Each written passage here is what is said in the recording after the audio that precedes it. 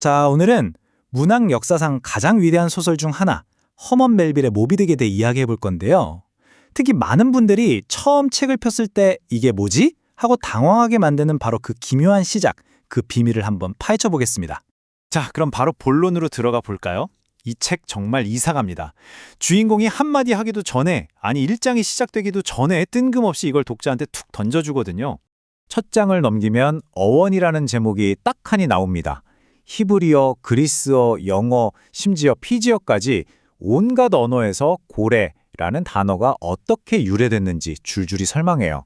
솔직히 말해서 그냥 딱딱한 학술 논문 한 편을 읽는 기분이죠.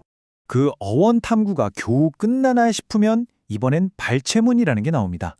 이건 또 뭐냐고요? 책 스스로가 뒤죽박죽 고래진술이라고 부를 정도인데 말 그대로 고래에 관한 인용문 80여 개를 그냥 막 던져놓은 스크랩북 같은 거예요. 정신이 하나도 없죠. 시작은 성경 창세기고요. 그러다 갑자기 셰익스피어의 햄릿으로 넘어가고 또 과학적인 기록까지 등장합니다. 고래의 대동맥 크기 같은 거요. 그리고 1839년에 어떤 기록까지. 정말 끝도 없어요. 이쯤 되면 대부분의 독자들은 도대체 지금 무슨 일이 벌어지고 있는 거지? 하고 머리를 쥐어뜯게 되죠. 이 엄청난 혼란의 의미를 알려면 드디어 우리의 안내자를 만나야 합니다. 그리고 마침내 문학사에서 가장 유명한 첫 문장 중 하나가 등장합니다. 내 이름은 이스마엘. 그 모든 학문적이고 역사적인 혼돈이 지나간 뒤에야 우리는 비로소 아주 순수하고 직접적인 한 인간의 목소리를 듣게 되는 거죠. 정말 극적인 등장이에요. 자, 그럼 이스마엘은 왜 바다로 가려는 걸까요? 여기서 중요한 점은 그가 무슨 대단한 보물이나 명예를 찾으러 가는 게 아니라는 겁니다. 그는 그냥 지독한 우울감에서 도망치고 있는 거예요. 영혼에 축축하고 구준비 내리는 11월이 찾아왔을 때 그는 바다로 갑니다.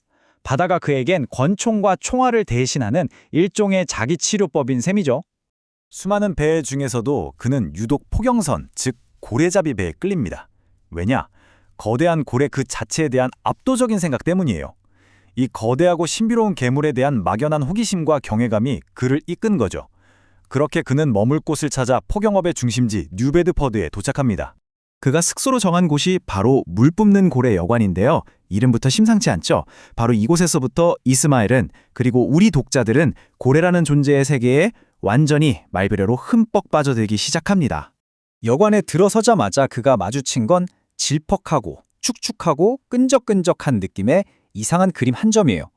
너무 어둡고 혼란스러워서 대체 뭘 그린 건지 알 수가 없죠. 하지만 그 그림의 정중앙에는 분명 불길한 무언가가 꿈틀대고 있습니다. 그 그림의 정체가 뭐였을까요? 바로 격분한 고래가 배의 돛대 3개에 스스로 몸을 꿰뚫는 끔찍한 장면이었습니다. 보세요. 예술 작품에서조차 고래는 이렇게나 거대하고 폭력적이고 거의 신화적인 힘을 가진 존재로 묘사되고 있는 겁니다. 그리고 이건 정말 결정적인데요. 여관의 술집 자체가 참고래 머리를 흉내내서 만들어졌고 그 입구엔 거대한 고래 턱뼈가 아치처럼 서 있습니다. 마차가 지나갈 수 있을 정도로요. 이게 뭘 의미할까요? 고래는 그냥 바다에 사는 동물이 아니라는 겁니다. 이 사람들한테 고래는 삶의 터전이고 문화고 세계관 그 자체, 즉 세상의 기반인 거죠.